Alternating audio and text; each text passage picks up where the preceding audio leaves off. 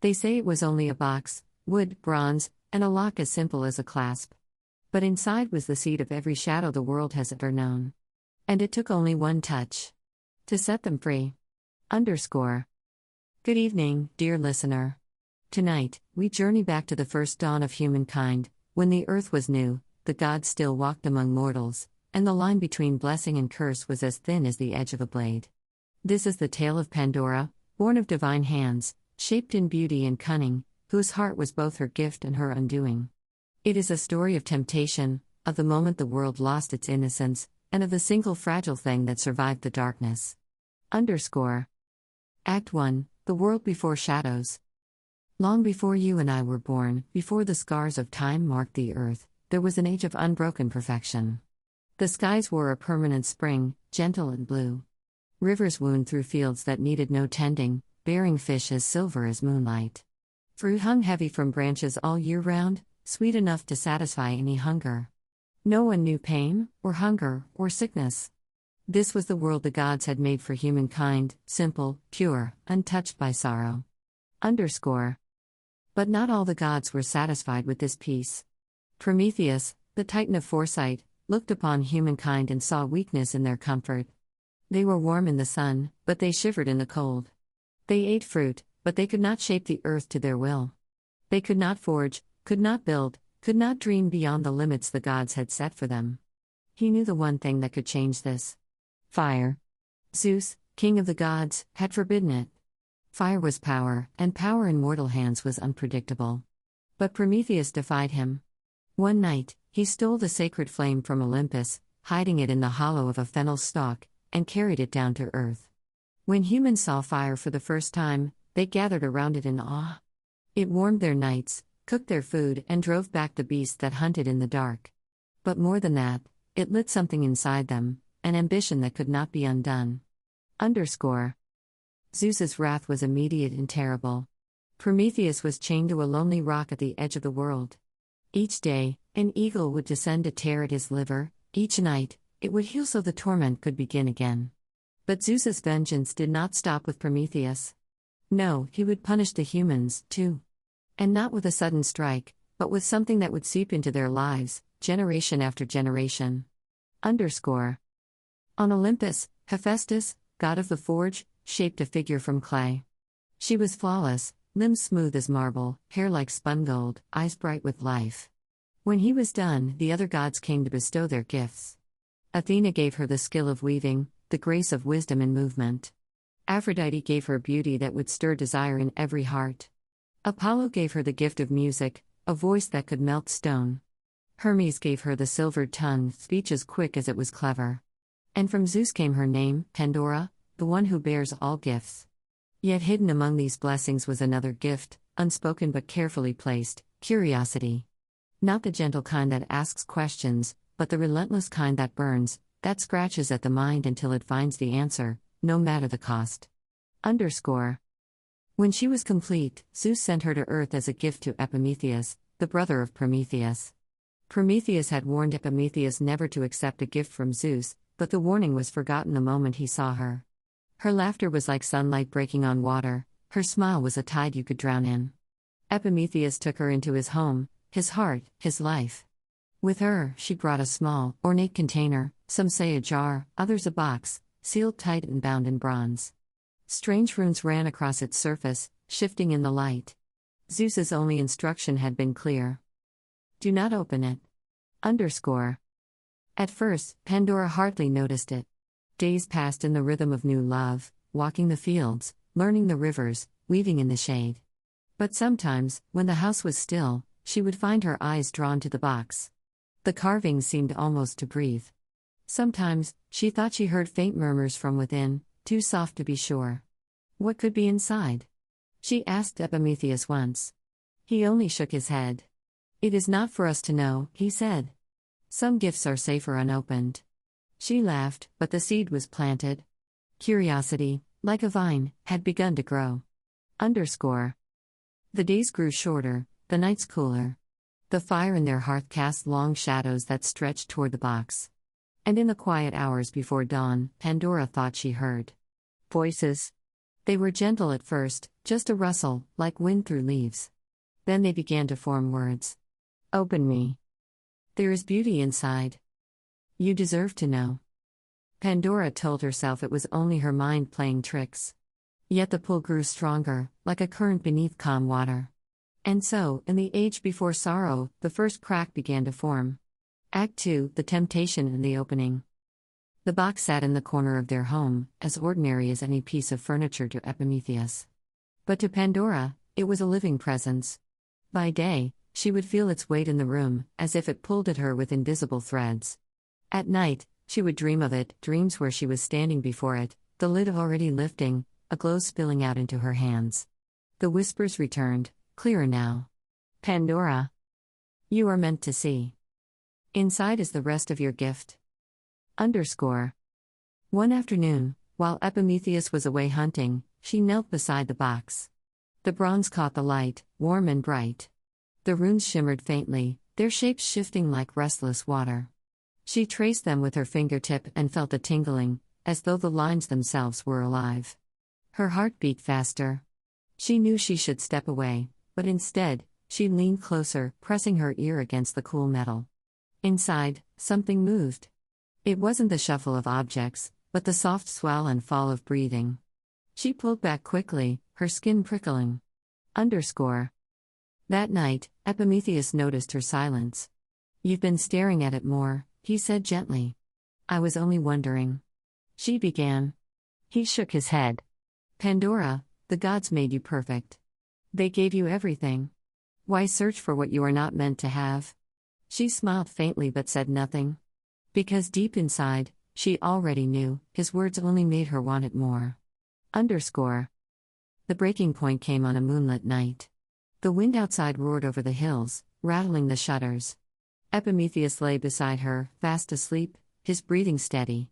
Pandora lay wide-eyed, staring at the shadows stretching across the room. The box seemed different tonight, brighter, as if the moon had poured silver into its seams. The runes writhed slowly, and with every twist, she felt the whispers inside her mind grow louder. You've waited long enough. It belongs to you. Only a glimpse. Just one. Her mouth was dry. She told herself she would only open it for a moment, just enough to see. Sliding from the bed, she padded barefoot across the floor. The wood was cold under her feet. Each step felt heavier than the last. When she reached the box, she hesitated. Her fingers hovered over the clasp. She could feel her pulse in her throat. The clasp yielded with almost no effort, as if it had been waiting for her touch.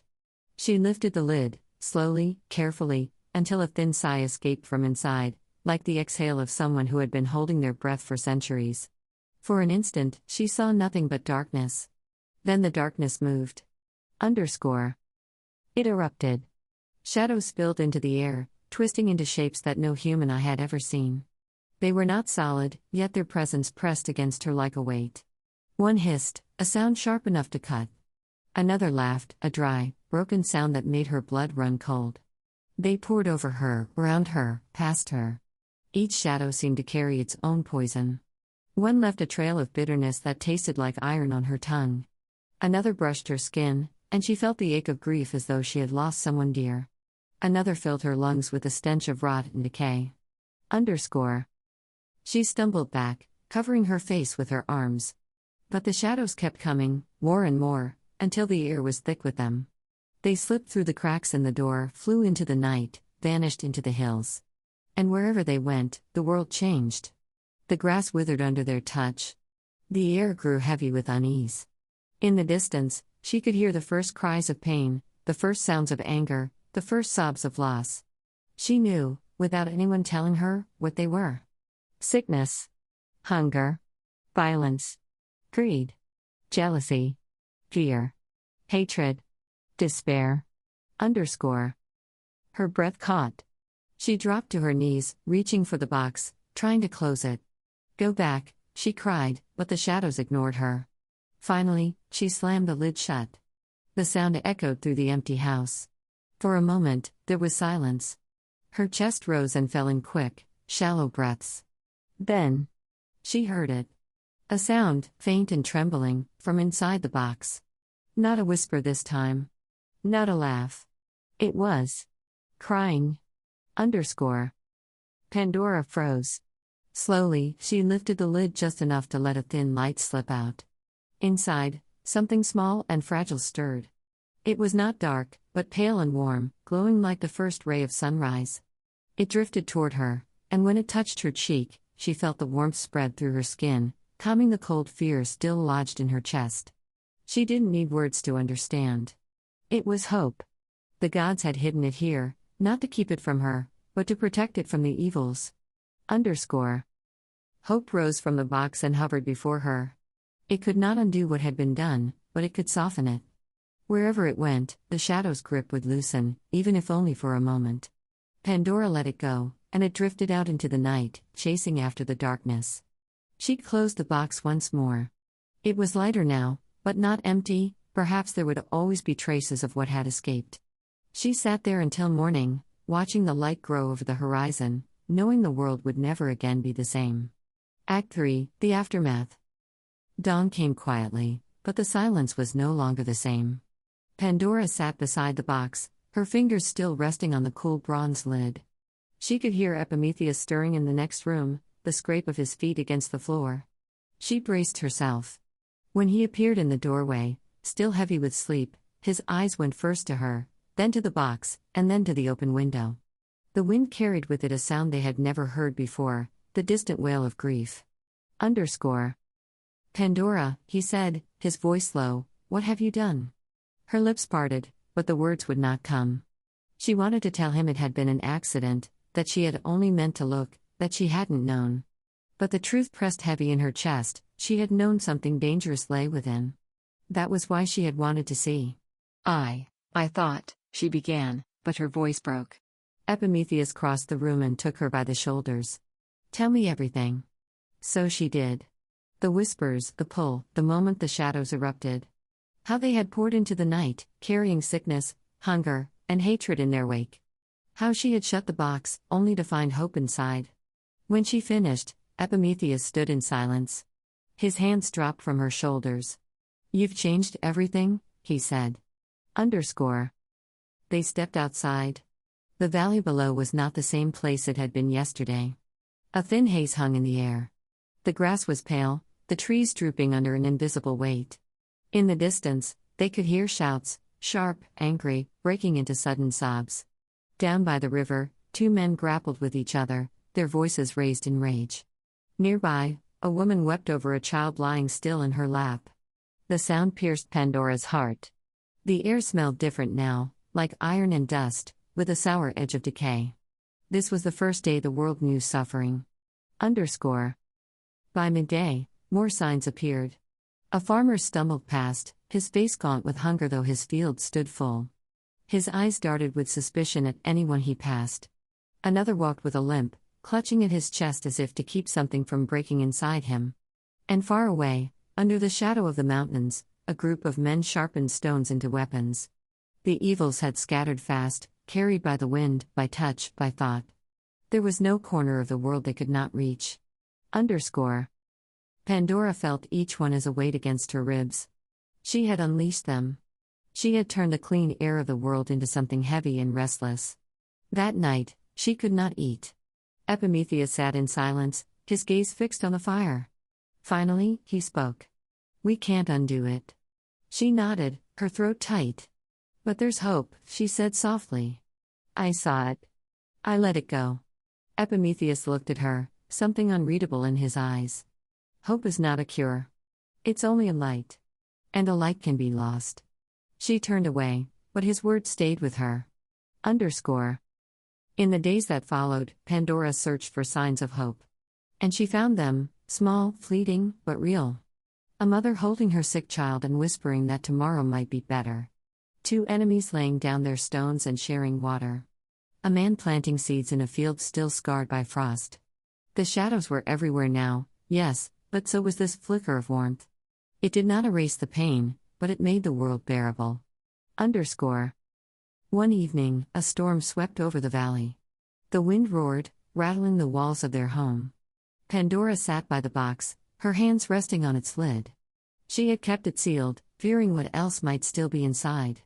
In the storm's voice, she thought she heard the old whispers again, faint and sly. There is more. You've only begun. She closed her eyes and pressed her palms harder against the bronze. No. She would not open it again. The temptation still lived in her, it always would, but now she understood its cost. Epimetheus joined her, setting a hand over hers. For the first time since that night, his voice softened. We will live with what you've done, he said. We all will. But we'll keep the box closed. That's all we can do now. She met his gaze. There was no forgiveness there, not yet. But there was acceptance. And for Pandora, that was enough for the moment. Outside, the storm passed. In its wake, the air was cool, the sky washed clean. The world was still wounded, still restless, but in the distance, she saw a group of children chasing each other in the rain, laughing. The sound reached her, light and bright, cutting through the weight in her chest. Maybe hope was out there now, moving from heart to heart, a quiet rebellion against the darkness. She whispered to herself, as long as there's hope, there's something worth keeping.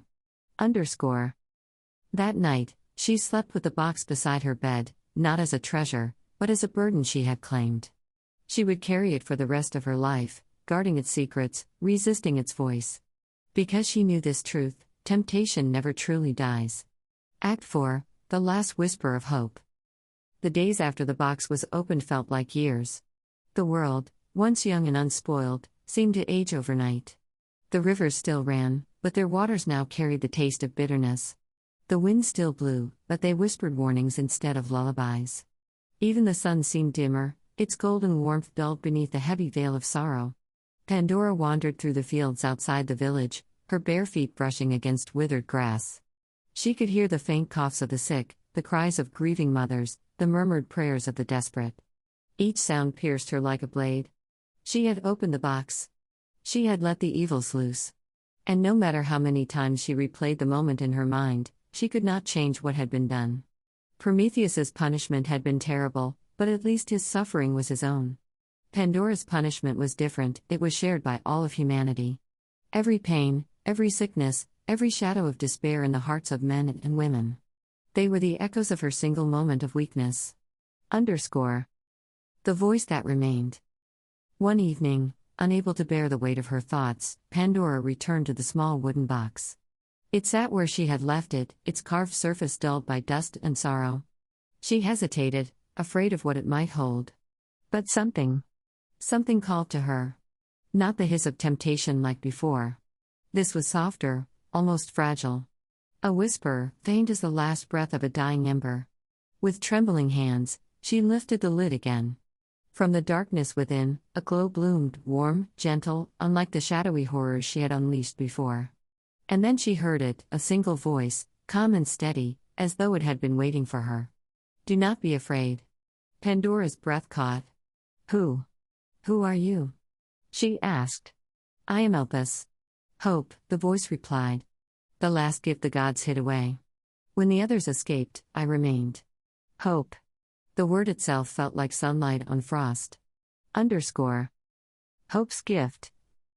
Pandora reached into the box, expecting to find something she could hold. Instead, the glow sank into her skin, filling her chest with warmth. For the first time since that fateful day, the crushing weight on her heart eased, just slightly. Hope did not erase the evils. Pain, sickness, jealousy, greed, they still roamed the earth. But now, in the presence of this quiet light, Pandora could see that humanity was not entirely abandoned. Why are you still here? Pandora asked. Because even the gods know, Hope whispered, that without me, the world cannot endure.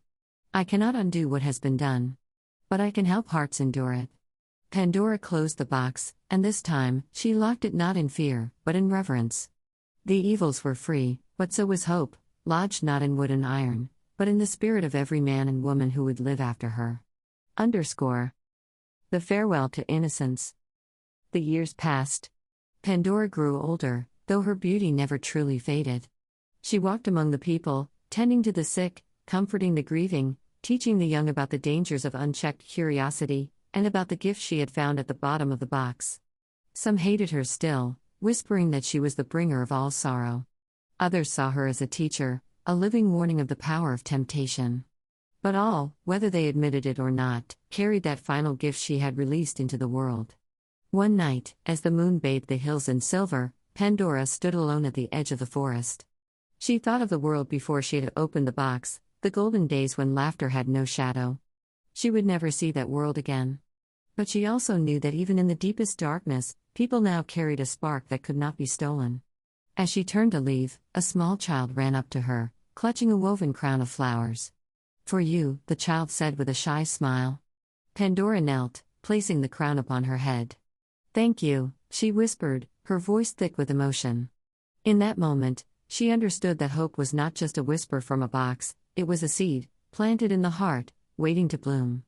The gods, from their high thrones, watched silently. Some still smiled at the chaos they had unleashed, while others, perhaps even Zeus himself, wondered if Hope's survival had been an oversight or an act of mercy. But for Pandora, it did not matter. She had learned the cost of curiosity, the burden of guilt, and the quiet power of redemption. The box remained empty now, its carvings worn smooth with time.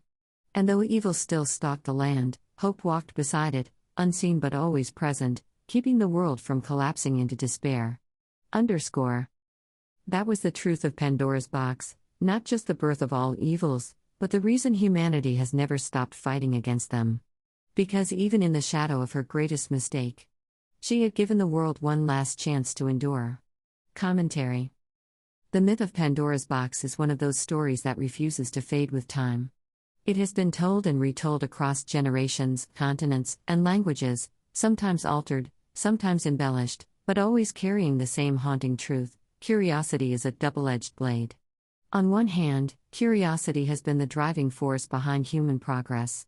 Without it, there would be no voyages across oceans, no discovery of distant stars, no art, no science, no inventions. It's what makes us reach for what we cannot yet touch. On the other hand, the same curiosity, when unchecked, can lead us into danger, open doors that should have stayed closed, and unleash consequences we never anticipated. Pandora's act was not one of malice. That's the part people often forget. She wasn't a villain in the shadows plotting the world's ruin. She was, in many ways, the mirror of humanity itself, drawn to the forbidden, convinced that understanding would bring peace rather than destruction. In truth, the gods who gave her the box, or the jar, as it was originally told, set her up to fail. They knew her nature, they crafted her nature. She was designed to be curious, just as the box was designed to be irresistible. This raises unsettling questions. Was Pandora truly at fault, or was she a victim of divine cruelty? The myth forces us to confront the reality that sometimes, the traps we fall into were built long before we arrived, yet we are the ones who bear the blame when they close around us. The evils that spilled from her box, war, famine, sickness, death, are not supernatural forces in our modern world, but they still exist in terrifyingly real ways. We see them in the headlines, in history books, in our own lives. The ancient Greeks personified them as winged spirits flying out into the world, but in truth, they live in systems, in choices, in human hearts. And yet, there was hope. That detail has puzzled scholars and storytellers for centuries. Why was hope trapped inside? Was it a final gift from the gods, a mercy to keep humanity from collapsing under the weight of despair? Or was it just another cruel trick, a hope so fragile that it could never truly heal the damage done? Perhaps hope is both, delicate but powerful. The one force that can't erase the evils we face, but can help us endure them. Without it, humanity might have given up entirely after the first great tragedies. With it, we still push forward, even when the world seems unfixable. In the end, the myth of Pandora is not a simple morality tale about don't open forbidden things. It's about what it means to be human, flawed, curious, tempted, and yet still capable of carrying hope through the darkness. Pandora's box was never just a mythic container. It was, and still is, a mirror. And when we look into it, we see both our greatest weaknesses and our stubborn will to survive. If you listen closely to the story, you might even hear the echo of a warning. Be careful which doors you open. But never forget the hope you can carry with you. And so, dear listener, our journey with Pandora comes to an end. From the moment she first received that beautiful, sealed vessel, to the instant her trembling hands lifted its lid. We have walked beside her, felt her doubt, her fear, her desperate wish to undo what could not be undone. The world she left behind was forever changed, scarred by the evils she released, yet quietly lit by the fragile flame of hope. A reminder that even in the darkest of nights, there is always something worth holding on to. Perhaps you see a part of yourself in her story. Perhaps you've opened your own boxes in life, out of curiosity, desperation, or the simple need to know. We all have. And maybe that's why Pandora's tale feels less like an ancient myth and more like a reflection, shimmering faintly in the surface of our own choices. As you leave this story tonight, carry with you that final image, a small, steady light, locked deep within the shadows. For while curiosity may unleash chaos, it is hope that gives us the courage to face it. Thank you for walking these dark corridors of myth with me. Until we meet again, may you tread carefully, open wisely, and never lose sight of the light. Good night.